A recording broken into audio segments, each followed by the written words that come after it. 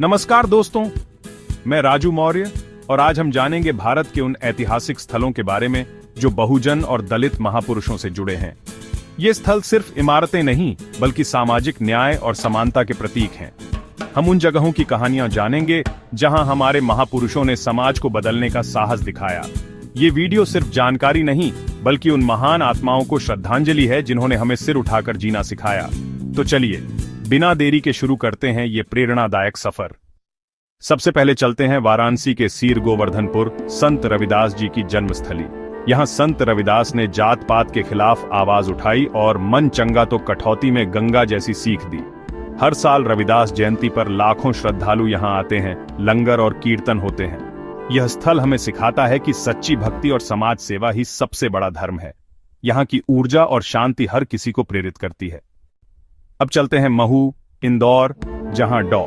भीमराव अंबेडकर का जन्म हुआ था। यहाँ भीम जन्मभूमि स्मारक है जो उनके संघर्ष और विचारों का प्रतीक है। स्मारक के म्यूजियम में बाबा साहेब के जीवन से जुड़ी चीजें और तस्वीरें हैं। यह जगह बताती है कि शिक्षा से ही हम अपनी और समाज की तकदीर बदल सकते हैं। बाबा साहेब ने दलितों, पिछड़ों और महिलाओं के अधिकारों के लिए कानून बनाए। यह स्थल हर किसी के लिए प्रेरणा का स्रोत है। अगला पड़ाव है नागपुर की दीक्षा भूमि, जहां बाबा साहेब ने लाखों अनुयायियों के साथ बौद्ध धर्म अपनाया। यह कदम जाति व्यवस्था के खिलाफ एक क्रांति था। दीक्षा भूमि का स्तूप सांची के स्तूप जैसा है और इसकी वास्तुकला अद्भुत है। हर साल यहाँ लाखों लोग बाबा साहेब को श्रद्धांजलि देने आते हैं। यह स्थल सामाजिक क्रांति और आत्मसम्मान का प्रतीक है। अब चलते हैं मुंबई के दादर में स्थित चैत्य भूमि। यहीं बाबा साहेब अंबेडकर का अंतिम संस्कार हुआ था। हर साल 6 दिसंबर को लाखों लोग महापरिनिर्वाण दिवस पर यहाँ श्रद्धांजलि देने आते हैं। चैत्य भूमि का स्मारक एक बौद्ध स्तूप जैसा है जो शांति और प्रेरणा देता है। यह जगह बताती है कि विचार और संघर्ष हमेशा जिंदा रहते हैं। अब चलते हैं मगहर, संत कबीर दास जी की समाधि स्थल।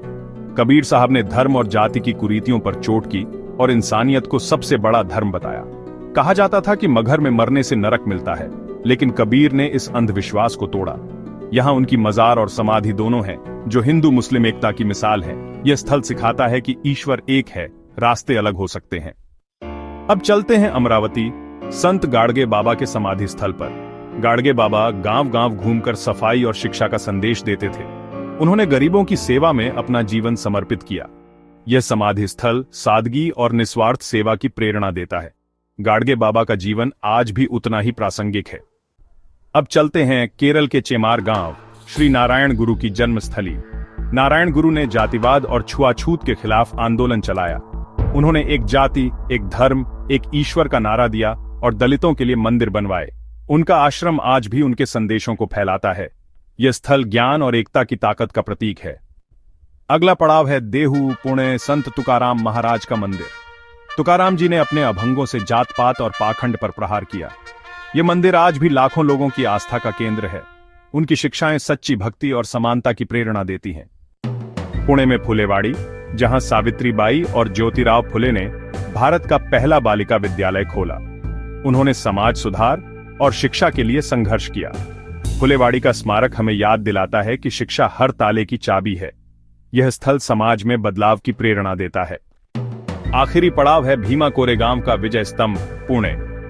यहां महार सैनिकों ने पेशवा की सेना को हराया था, जो जातिगत अन्याय के खिलाफ बड़ी जीत थी।